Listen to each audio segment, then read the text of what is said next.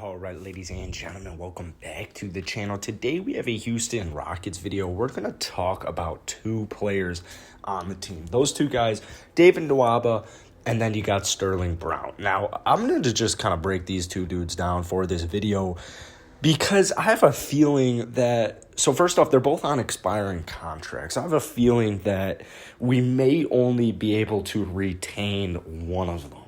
And that's probably more so what we should be looking for.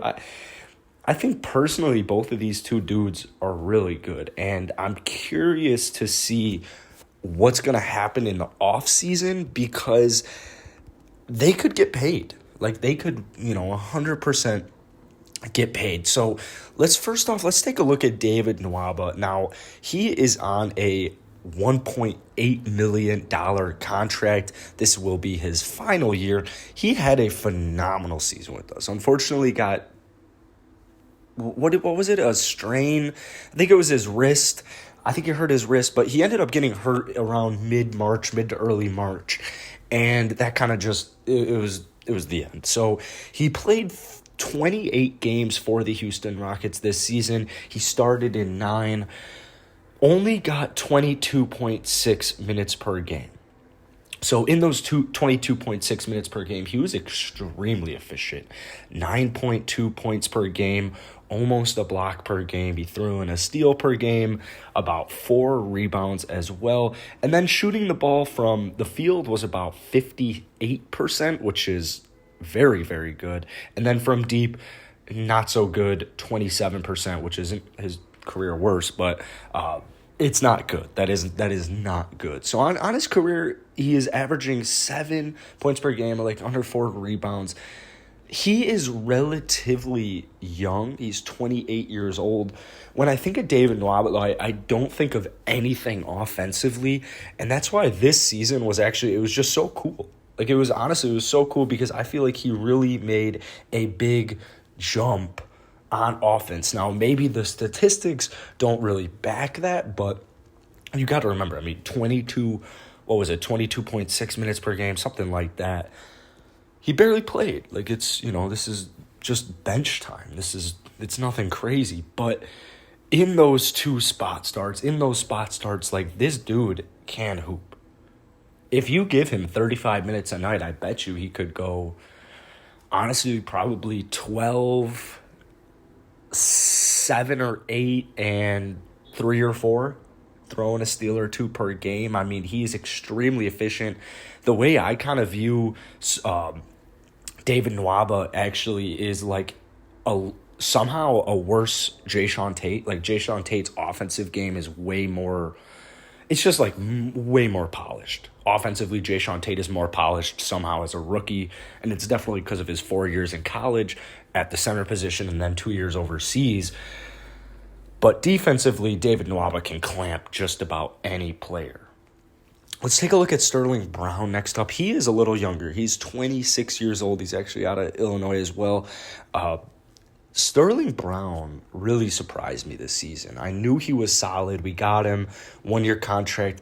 The thing about Sterling Brown is he hadn't really done anything in his NBA career before this year. He spent 3 years in Milwaukee, and in those he averaged just under 16 minutes per game and then only 5 points per game. So he was like 5 points, 3 rebounds, an assist.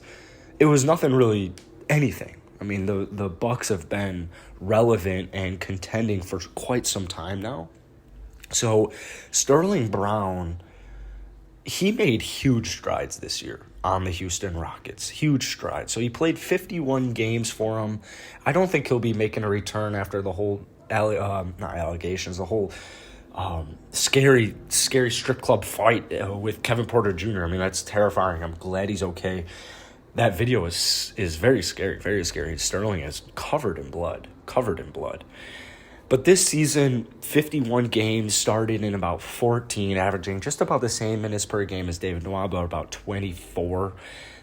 8 points per game, nothing really defensively, nothing crazy stats there. About an assist and a half, and then about 4.5 rebounds.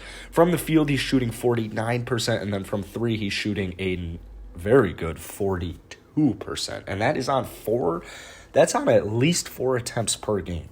42%. So I really want to retain both of these two guys because they're both going to be relatively cheap. The only issue is I'm just not a huge guy with like super short-term contracts year to year. Like, my concern is that David Nwaba, Sterling Brown, somebody else is going to see the value in them and they're going to just snag them, you know? So I don't want to skimp out on both of these two players. I want to get at least one of them, which is kind of why I'm making this video.